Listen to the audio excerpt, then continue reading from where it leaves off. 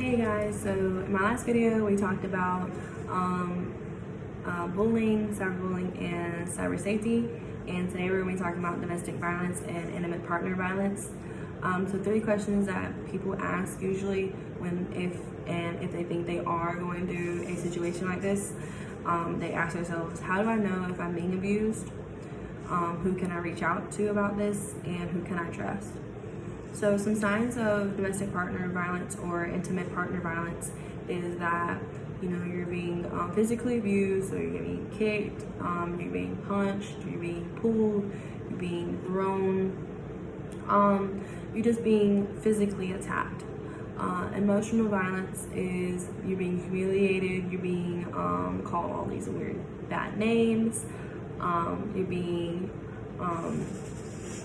made fun of in front of public. They make you feel bad, they make you feel unhappy, and some other things to let you know that if you are in a domestic violent relationship or intimate partner violent relationship is that you're feeling trapped, you feel unhappy, you feel isolated from loved ones.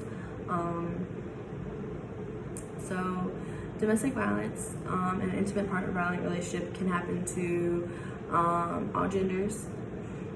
It can happen to anybody at any age. It can happen if you're in high school. It can happen when you're in college. It can happen when you're in adulthood. Even if you've been married for like 20 plus years, it can happen.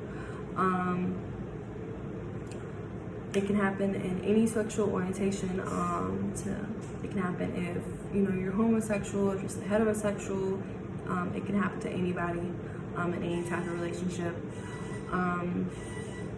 So some things to know how to reach out to people is that research programs in your community that help people who go through domestic violence and intimate partner violence. So let's say, example, in Robinson County, there's Southeastern Family Violence Center that's there to help women and children and I think men as well.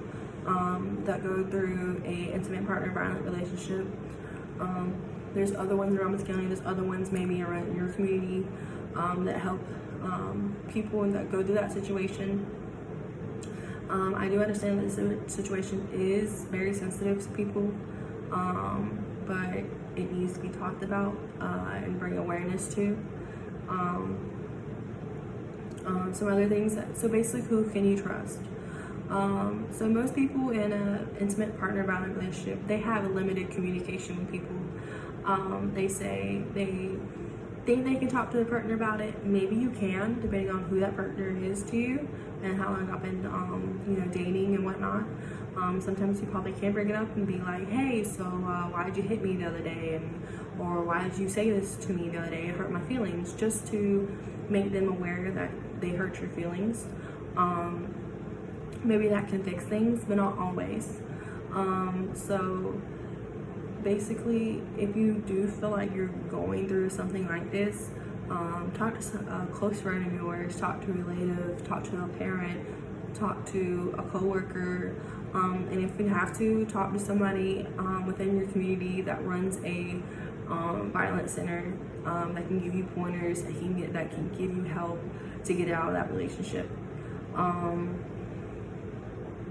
But if a little scenario I'm going to lead y'all today is that let's say you're with somebody for about 6 months and everything's great. You buy each other gifts, you see each other here and there. Like on the weekends, you go out and you go to social gatherings and you go to like parties and stuff with friends.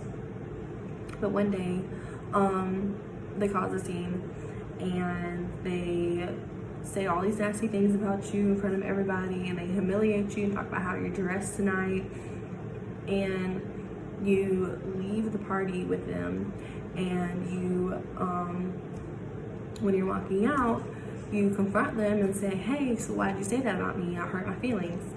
And they hit you. What would you do in that situation?